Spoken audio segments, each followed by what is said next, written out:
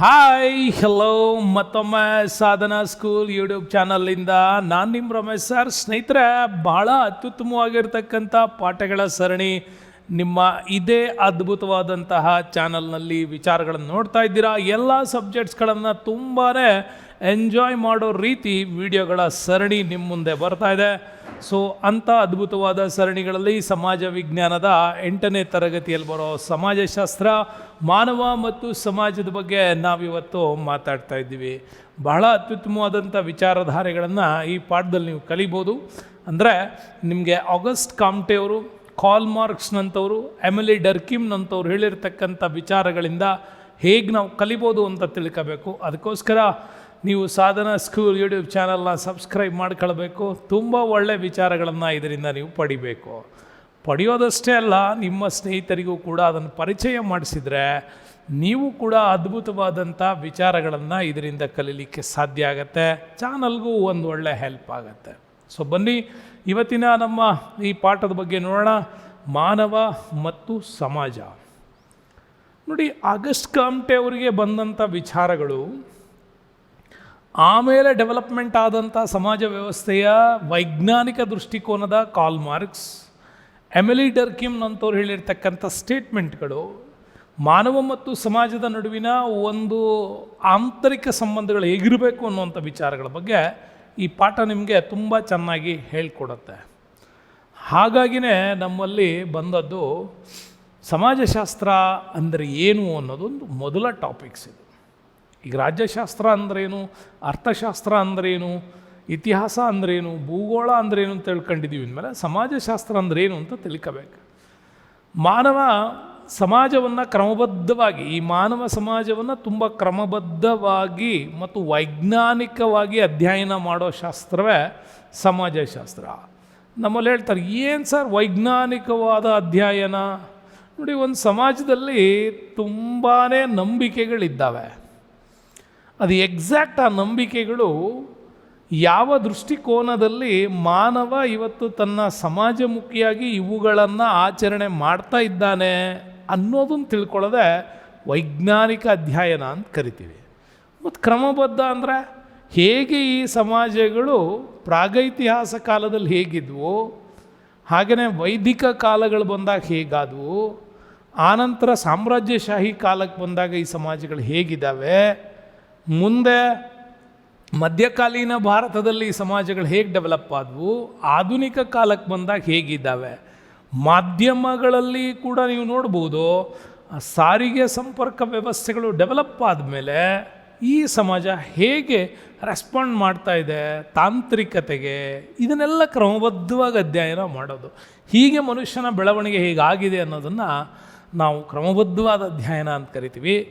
ನಂಬಿಕೆಗಳು, ವಿಚಾರಗಳು, ಇವುಗಳನ್ನೆಲ್ಲ ವೈಜ್ಞಾನಿಕ ದೃಷ್ಟಿಕೋನದಲ್ಲಿ ಅಧ್ಯಯನ ಮಾಡೋದನ್ನು ಈ ಸಮಾಜಶಾಸ್ತ್ರ ನಮಗೆ ತುಂಬ ಚೆನ್ನಾಗಿ ಹೇಳ್ಕೊಡುತ್ತೆ. ಹಾಗಾಗಿ ಮಾನವ ಮತ್ತು ಸಮಾಜದ ವಿಚಾರವನ್ನು ನಾವು ಮಾತಾಡುವಾಗ ನಮ್ಮ ಮನಸ್ಸಿನಲ್ಲಿ ಸಾಕಷ್ಟು ಪ್ರಶ್ನೆಗಳು ಉಟ್ಕೊಳ್ತವೆ.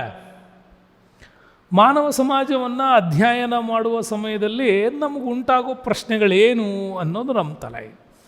ಸರಿ, ಮಾನವನು ಏಕೆ ಸಮಾಜ ಜೀವಿಯಾಗಿದ್ದಾನೆ? ಇದು ನಮ್ಮ ಮೊದಲನೇ ಪ್ರಶ್ನೆ. ಮಾನವನ ದೈವ ಸೃಷ್ಟಿಯೋ ಅಥವಾ ದೇವರೇ ಮಾನವನ ಸೃಷ್ಟಿಯೋ ಅಂತ. ನೋಡಿ, ಈ ಮಾನವನನ್ನು ಸೃಷ್ಟಿ ಮಾಡಿರೋದು ದೇವರ ಅಥವಾ ದೇವರನ್ನು ಸೃಷ್ಟಿ ಮಾಡೋದು ಮನುಷ್ಯನ ಅನ್ನೋದು. ಸಮೂಹಗಳ ನಡುವೆ ಯಾಕೆ ಇಷ್ಟೊಂದು ವ್ಯತ್ಯಾಸಗಳಿದ್ದಾವೆ? ಜನರನ್ನು ಮತ್ತು ಸಮೂಹಗಳನ್ನು ಒಂದುಗೂಡಿಸೋ ಶಕ್ತಿ ಯಾವುದು? ಈ ಸಮಾಜ ನಿರಂತರವಾಗಿ ಬದಲಾವಣೆಗೆ ಆಗ್ತಾನೇ ಇದೆ, ಯಾಕೆ? ಈ ಬದಲಾವಣೆಯನ್ನು ನಾವು ಪ್ರಗತಿ ಸೂಚಕ ಅಂತ ಅಂದ್ಕೊಳ್ಬೇಕಾ? ಈ ಎಲ್ಲ ಮಾನವ ಸಮಾಜವನ್ನು ಅಧ್ಯಯನ ಮಾಡುವಾಗ ನಮ್ಮ ತಲೆಯಲ್ಲಿ ಬರೋ ಅಂಥ ಪ್ರಶ್ನೆಗಳು. ಮಾನವ ಏಕೆ ಸಮಾಜ ಜೀವಿ ಅಂದರೆ, ನೋಡಿ, ಒಂದು ಕಡೆ ಅರಿಸ್ಟಾಟಲ್ನಂಥವ್ರು ಹೇಳಿದ್ದಾರೆ, ಮಾನವ ಒಬ್ಬ ಸಮಾಜ ಜೀವಿ. ಮಾನವ ಪ್ರಾಣಿಗಳಂತಲ್ಲ, ಸಮೂಹಗಳಲ್ಲಿ ಬದುಕುವ ಕಲೆ ಅವನಿಗೆ ತುಂಬ ಚೆನ್ನಾಗಿ ಗೊತ್ತಿದೆ. ಒಬ್ಬರು ಇನ್ನೊಬ್ಬರ ಜೊತೆಗೆ ಆತ್ಮೀಯ ಸ್ಪಂದನೆಗಳು ಹೇಗೆ ಮಾಡಬೇಕು ಅನ್ನೋದು ಗೊತ್ತಿದೆ. ರಕ್ಷಣೆಯ ದೃಷ್ಟಿಯಿಂದ ಮತ್ತು ವ್ಯಾವಹಾರಿಕ ದೃಷ್ಟಿಯಿಂದ ಮಾನವ ಸಮಾಜ ಜೀವಿಯಾಗ್ತಾ ಬಂದ ಅಂತ. ಇನ್ನು ಮಾನವ ದೈವ ಸೃಷ್ಟಿಯೋ ಅಥವಾ ದೇವರೇ ಮಾನವ ಸೃಷ್ಟಿಯೋ ಅಂತಂದರೆ ಇಲ್ಲೂ ಕೂಡ ನಿಮ್ಗೆ ಕ್ಲಾರಿಫೈ ಬರ್ತದೆ. ದೈವ ಸೃಷ್ಟಿ ಅನ್ನೋದಕ್ಕೂ ಕೂಡ ನಮ್ಮಲ್ಲಿ ವಿಶ್ಲೇಷಣೆ ಮಾಡ್ತಾರೆ, ದೇವರೇ ಮಾನವ ಸೃಷ್ಟಿಯೋ ಅನ್ನೋದಕ್ಕೂ ವಿಶ್ಲೇಷಣೆ ಮಾಡ್ತಾರೆ. ಆದರೆ ನನ್ನ ಪ್ರಕಾರ ಹೇಳೋದಾದರೆ ಈ ದೇವರು ಅನ್ನುವ ಕಾನ್ಸೆಪ್ಟ್ಗಳೆಲ್ಲ ಬಂದಿದ್ದೇ ಮಾನವನಿಂದ. ಮಾನವನ ತನ್ನ ಆಂತರಿಕ ಭಯವನ್ನು ಹೋಗಲಾಡಿಸ್ಕೊಳ್ಳೋದಕ್ಕೆ ಸೃಷ್ಟಿ ಮಾಡಿದಂಥ ಒಂದು ಅಭೂತಪೂರ್ವ ಶಕ್ತಿನೇ ಈ ದೇವರು ಅಂತ. ಮತ್ತು ಸಮೂಹಗಳ ನಡುವೆ ವ್ಯತ್ಯಾಸ ಯಾಕೆ ಅಂತ ನೋಡಿ. ಒಂದು ಸಮೂಹ ಬದುಕ್ತಾ ಇರೋವಂಥ ಪ್ರದೇಶ, ಮತ್ತೊಂದು ಸಮೂಹ ಬದುಕ್ತಾ ಇರೋವಂಥ ಪ್ರದೇಶ, ಈ ಎರಡು ಪ್ರದೇಶಗಳ ನಡುವೆ ಪ್ರಾಕೃತಿಕವಾಗಿ ವಾಯುಗುಣದ ವಿಚಾರವಾಗಿ, ಹವಾಮಾನದ ಬದಲಾವಣೆಗಳಾಗಿ, ಅಲ್ಲಿನ ಪ್ರಾಕೃತಿಕ ಪರಿಸರದಿಂದಾಗಿ ಅಲ್ಲಿನ ಸಮೂಹಗಳಲ್ಲಿ ಆಚರಣೆಗಳು ಮತ್ತು ಒಂದು ರೀತಿಯ ಹೊಂದಾಣಿಕೆಗಳಲ್ಲಿ ವ್ಯತ್ಯಾಸ ಆಗ್ತಾ ಹೋಗುತ್ತೆ. ಭಾರತದಲ್ಲಿರೋನಿಗೂ ಆಫ್ರಿಕಾದಲ್ಲಿರೋನಿಗೂ ಲಾಟ್ ಆಫ್ ಡಿಫ್ರೆನ್ಸ್. ಕಾರಣ ಅಲ್ಲಿನ ಕ್ಲೈಮೆಟಾಲಜಿಗೂ ಇಲ್ಲಿನ ಕ್ಲೈಮೆಟಾಲಜಿಗೂ ಅವ್ನು ಹೆಂಗೆ ಸ್ಪಂದನೆ ಮಾಡ್ಯಾನ ಅನ್ನೋದ ಮೇಲೆ ಅವನ ಸಮಾಜ ಸೃಷ್ಟಿ ಆಗತ್ತೆ. ಭಾಳ ದೂರದ್ದು ಹೇಳೋದು ಬೇಡ, ಕರ್ನಾಟಕದಲ್ಲೇ ನೀವು ನೋಡ್ರೆ ಉತ್ತರ ಕರ್ನಾಟಕ, ದಕ್ಷಿಣ ಕರ್ನಾಟಕ, ಪೂರ್ವ ಕರ್ನಾಟಕ, ಪಶ್ಚಿಮ ಕರ್ನಾಟಕ, ಲಾಟ್ ಆಫ್ ಡಿಫ್ರೆನ್ಸ್ ಕಾಣ್ತೀವಿ. ಕಾರಣ ಅದು ಕ್ಲೈಮೇಟ್, ವಾತಾವರಣ. ಜನರು ಮತ್ತು ಸಮೂಹಗಳನ್ನು ಒಂದುಗೂಡಿಸೋ ಶಕ್ತಿ ಯಾವುದಕ್ಕಾದ್ರೂ ಇದೆಯಾ ಅಂತಂದರೆ ಈ ಜನರನ್ನು ಮತ್ತು ಸಮೂಹಗೊಳಿಸುವ ಶಕ್ತಿಗಳು ನಮ್ಮಲ್ಲಿ ಇದ್ದಾವೆ. ಮನುಷ್ಯ ಯಾವುದಕ್ಕೂ ಹೆದರಲ್ಲ. ಮನುಷ್ಯರು ಹೆದರೋದೇ ಎರಡು ರೀತಿ ಕಾನ್ಸೆಪ್ಟ್ಗೆ, ಒಂದು ದೇವರು, ಮತ್ತೊಂದು ದೆವ್ವ.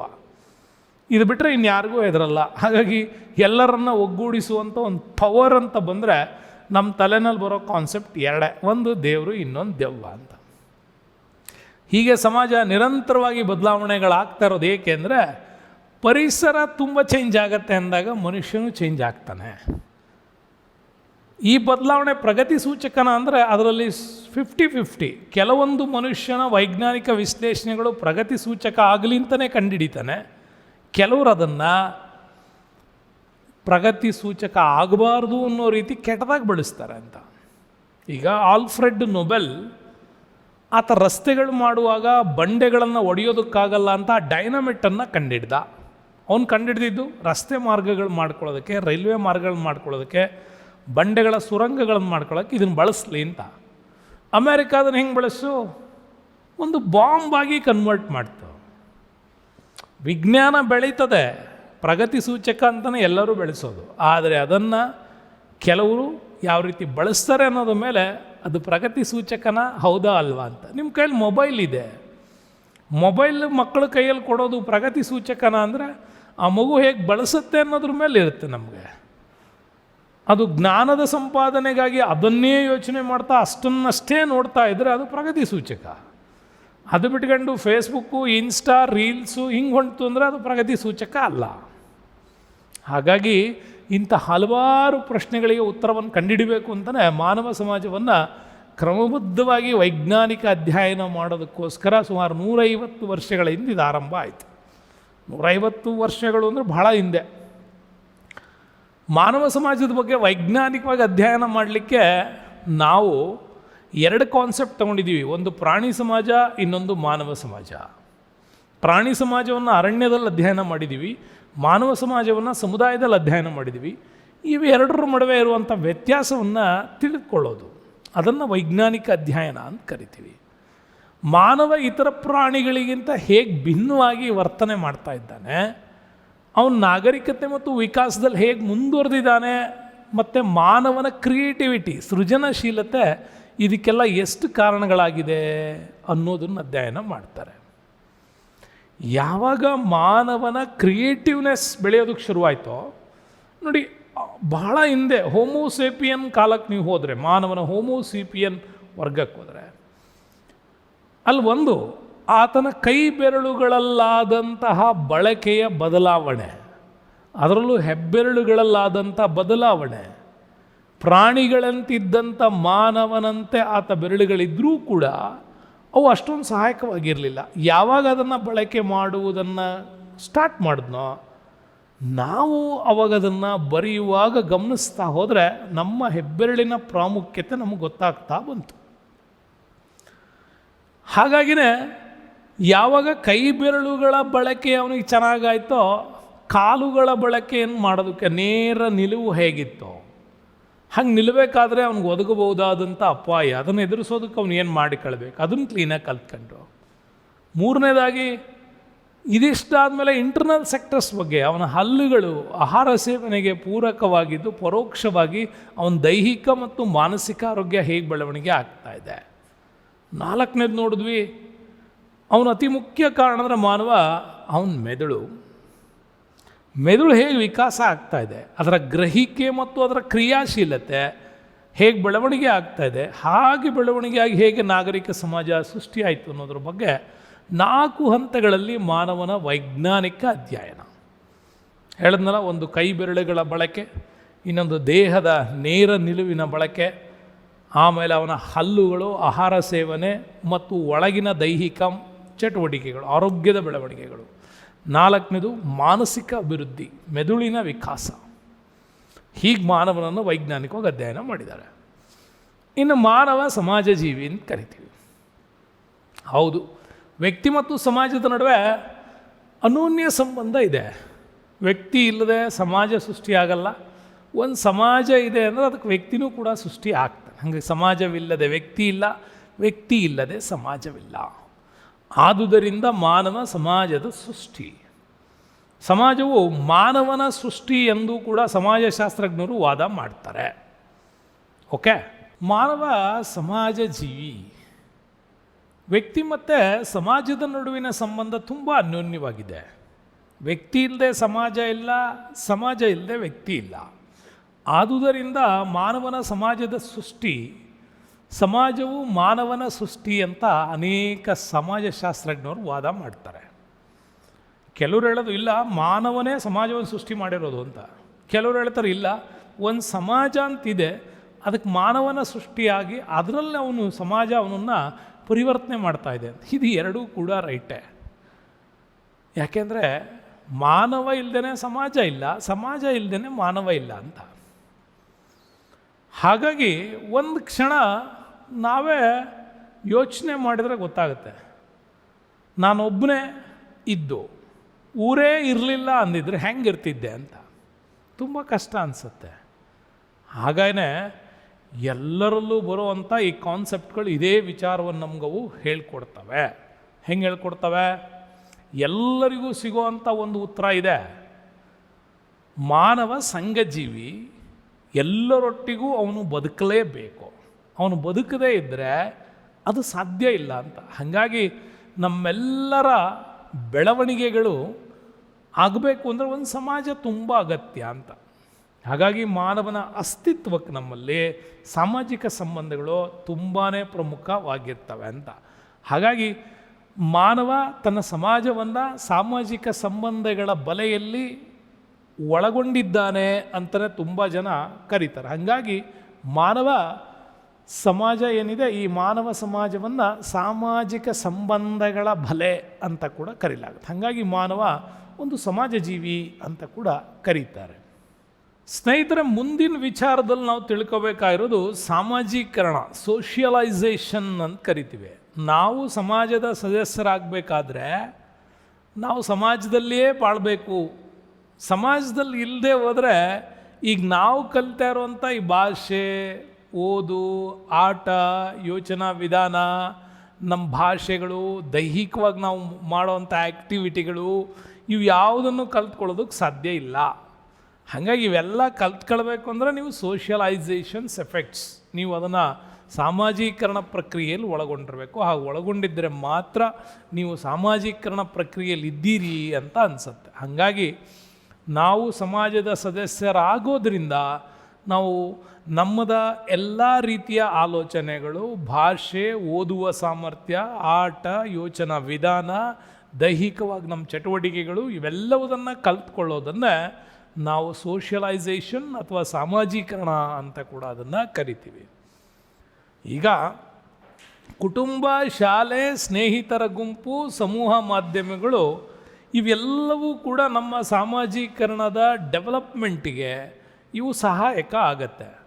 ಹಾಗಾಗಿ ನಮ್ಮ ಕುಟುಂಬದಲ್ಲಿ ನೀವು ನೋಡ್ಬೋದು, ನಮಗೊಂದು ಒಳ್ಳೆಯ ಆಹಾರ, ಪಾಲನೆ, ಪೋಷಣೆ, ಶಿಕ್ಷಣ, ರಕ್ಷಣೆ ಮೊದಲಾದ ಒಂದುಗಳನ್ನು ಅದು ಕೊಡ್ತಾ ಇರುತ್ತೆ.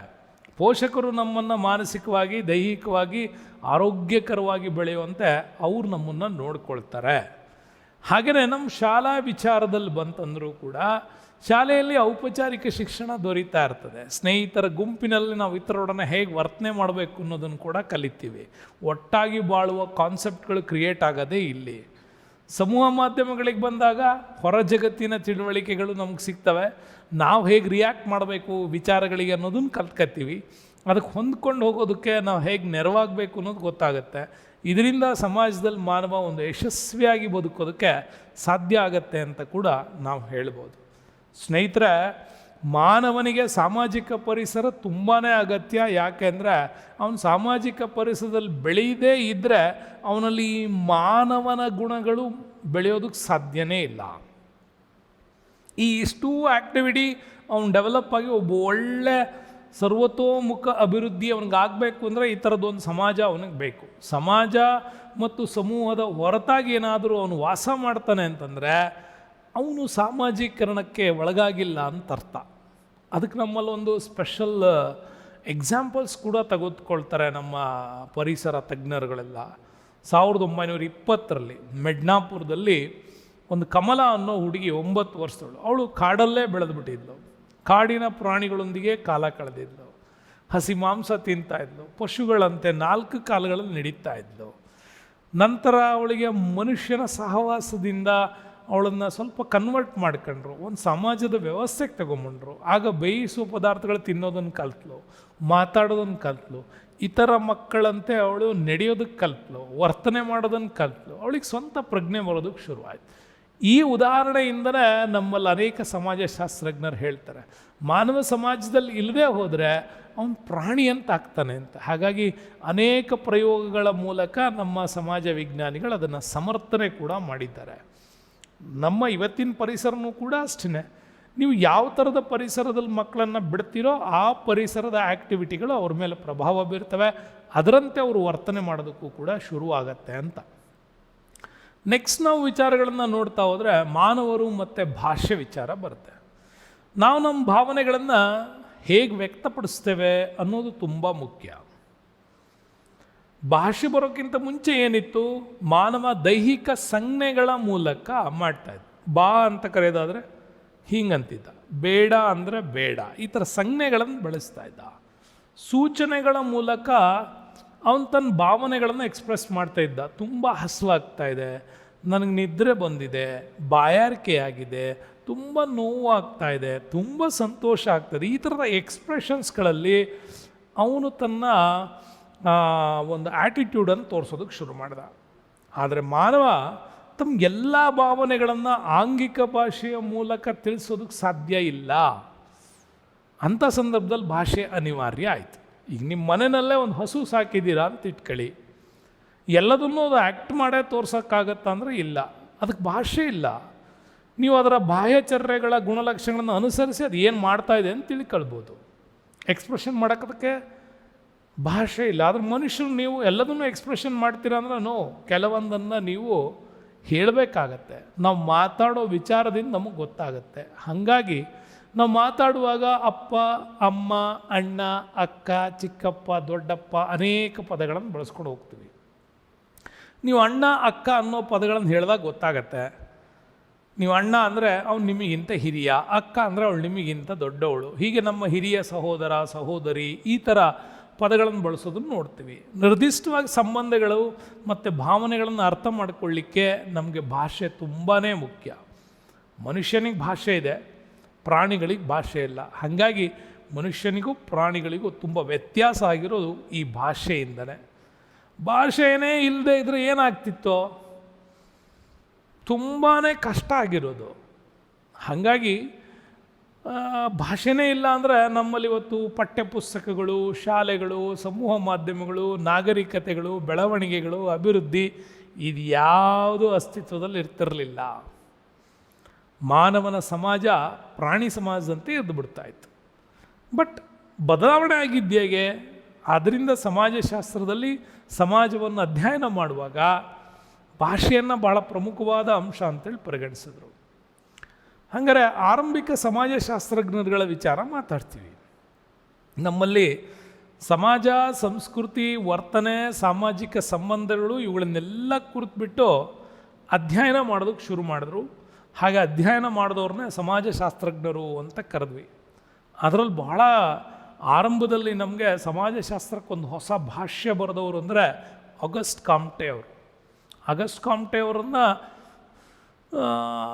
ಸಮಾಜದ ಅಧ್ಯಯನಕ್ಕಾಗಿ ಅವರು ವಿಶೇಷವಾದಂಥ ಒಂದು ವಿಭಾಗ ಮಾಡಿಕೊಂಡ್ರು. ಅದನ್ನು ಸಮಾಜಶಾಸ್ತ್ರ ಅಂತ ಕರೆದರು. ಸಮಾಜವನ್ನು ಅಧ್ಯಯನ ಮಾಡುವ ವಿಜ್ಞಾನವನ್ನು ಸಮಾಜಶಾಸ್ತ್ರ ಅಂತ ಕರೆದರು. ಹಾಗಾಗಿ ಇವ್ರನ್ನ ಸಮಾಜಶಾಸ್ತ್ರದ ಪಿತಾಮಹ ಅಂತ ಕೂಡ ಕರಿತೀವಿ. ಅದನ್ನು ಹರ್ಬರ್ಟ್ ಸ್ಪೆನ್ಸರ್ 19ನೇ ಶತಮಾನದಲ್ಲಿ ಇಂಗ್ಲೆಂಡ್ನ ಸಮಾಜಶಾಸ್ತ್ರಜ್ಞರು. ಇವರು ಸಮಾಜದ ವಿಕಾಸವನ್ನು ಅಧ್ಯಯನ ಮಾಡಲಿಕ್ಕೆ ಬೇಕಾಗೋದು ಅದನ್ನು ನಾವು ಸಮಾಜಶಾಸ್ತ್ರ ಅಂತೀವಿ ಅಂತ ಹರ್ಬರ್ಟ್ ಸ್ಪೆನ್ಸರ್ ಹೇಳ್ತಾರೆ. ಇದೇ ರೀತಿ ಸಮಾಜಶಾಸ್ತ್ರವನ್ನು ಫ್ರಾನ್ಸ್ನ ಎಮಿಲಿ ಡರ್ಕಿಮ್ ಹೇಳ್ತಾರೆ. 19ನೇ ಶತಮಾನದ ಕಡೆಯ ಭಾಗ, 20ನೇ ಶತಮಾನದ ಆದಿ ಭಾಗದಲ್ಲಿದ್ದವರು. ಇವರು ಸಮಾಜಶಾಸ್ತ್ರವನ್ನು ವಿಜ್ಞಾನವನ್ನಾಗಿ ಮಾಡಲಿಕ್ಕೆ ಅದನ್ನು ತುಂಬ ಶ್ರಮ ಹಾಕ್ತಾರೆ. ಒಂದು ಸೈಂಟಿಫಿಕಲ್ ವೇನಲ್ಲಿ ಅಧ್ಯಯನ ಮಾಡೋದಕ್ಕೆ ಇವರು ಬಹಳಷ್ಟು ಶ್ರಮ ಹಾಕಿದ್ದಾರೆ. ಮ್ಯಾಕ್ಸ್ ವೆಬರ್ ಜರ್ಮನಿಯ ಸಮಾಜಶಾಸ್ತ್ರಜ್ಞ, ಅರ್ಥಶಾಸ್ತ್ರಜ್ಞ, ತತ್ವಶಾಸ್ತ್ರ, ಇತಿಹಾಸ, ಭಾಷಾಶಾಸ್ತ್ರಜ್ಞ ಕೂಡ ಹೌದು. ಅನೇಕ ಪಾಂಡಿತ್ಯ ಗಳಿಸಿದ್ರು ಇವರು. ನೌಕರಶಾಹಿ ಮತ್ತು ಕ್ರಿಶ್ಚಿಯನ್ ರಿಲೀಜಿಯನ್ ಕುರಿತು ಇವರು ಮಾಡಿದಂಥ ಸಮಾಜಶಾಸ್ತ್ರೀಯ ಅಧ್ಯಯನವೇ ತುಂಬ ದೊಡ್ಡ ಮಟ್ಟದಲ್ಲಿ ಬದಲಾವಣೆಗಳನ್ನು ತರೋದಕ್ಕೆ ಕಾರಣ ಆಗಿತ್ತು. ಇನ್ನು ವೈಜ್ಞಾನಿಕ ಸಮಾಜವಾದದ ಪಿತಾಮಹ ಅಂತಲೇ ಕರೆಸ್ಕೊಳ್ಳೋ ಕಾರ್ಲ್ ಮಾರ್ಕ್ಸ್, ಜರ್ಮನಿ ತತ್ವಜ್ಞಾನಿ. ಇವರು ಇತಿಹಾಸ, ಅರ್ಥಶಾಸ್ತ್ರ, ತತ್ವಶಾಸ್ತ್ರ, ಕ್ರಿಶ್ಚಿಯನ್ ರಿಲೀಜಿಯನ್ ಶಾಸ್ತ್ರಗಳಲ್ಲಿ ಅಪಾರವಾದ ಆಸಕ್ತಿಯನ್ನು ಹೊಂದಿದ್ದವರು, ತುಂಬ ದೊಡ್ಡ ಮಟ್ಟದ ತಿಳುವಳಿಕೆಯನ್ನಿದ್ದವರು. ಭಾರತಕ್ಕೆ ಬ್ರಿಟಿಷರು ಬಂದ ನಂತರ 1914ನೇ ಇಸ್ವಿನಲ್ಲಿ ಮೊಟ್ಟ ಮೊದಲ ಬಾರಿಗೆ ಭಾರತದಲ್ಲಿ ಮುಂಬೈ ಯೂನಿವರ್ಸಿಟಿ ಸಮಾಜಶಾಸ್ತ್ರವನ್ನು ಪರಿಚಯಿಸಿತು. ಅವತ್ತಿಂದ ಶುರುವಾಯಿತು ಭಾರತದಲ್ಲಿ ಪ್ರಮುಖ ಸಮಾಜಶಾಸ್ತ್ರಜ್ಞರುಗಳ ಒಂದು ಅಧ್ಯಯನ ವಿಧಾನ. ಅದರಲ್ಲಿ GS ಘುರ್ಯೆ ಅವರು, MN ಶ್ರೀನಿವಾಸ್ ಅವರು, AR ದೇಸಾಯಿ, ಇರಾವತಿ ಕರ್ವೆ, SC ದುಬೆ ಇಂಥವರೆಲ್ಲ ಇಲ್ಲಿ ಅಧ್ಯಯನವನ್ನಾಗಿ ಮಾಡ್ತಾ ಬಂದರು. ಹೀಗೆ ಭಾರತದಲ್ಲಿ ಸಮಾಜಶಾಸ್ತ್ರ ತುಂಬ ದೊಡ್ಡ ಮಟ್ಟದಲ್ಲಿ ಬೆಳೀತಾ ಹೋಯಿತು ಅಂತ ಅನ್ಬೋದು. ಇಷ್ಟೊಂದು ಅದ್ಭುತವಾದ ವಿಚಾರಗಳು ನಿಮಗೆ ಸಿಗ್ತಾ ಇದೆ ಅಂತಂದರೆ ಅದಕ್ಕೆ ನೀವು ಅಂದ್ಕೊಳ್ಬೇಕು, ತುಂಬಾ ಒಳ್ಳೆ ಸೀರೀಸ್ಗಳು ಬರ್ತಾ ಇದೆ. ಮುಂದಿನ ವಿಡಿಯೋದಲ್ಲಿ ಮತ್ತೆ ನಿಮ್ಮ ಜೊತೆ ಸಿಗ್ತೀನಿ ಅಂತ ಹೇಳ್ತಾ ಈ ವಿಡಿಯೋಕ್ಕೆ ಧನ್ಯವಾದಗಳು. ಮುಂದಿನ ವಿಡಿಯೋದಲ್ಲಿ ಮತ್ತೆ ಸಿಗೋಣ. Thank you.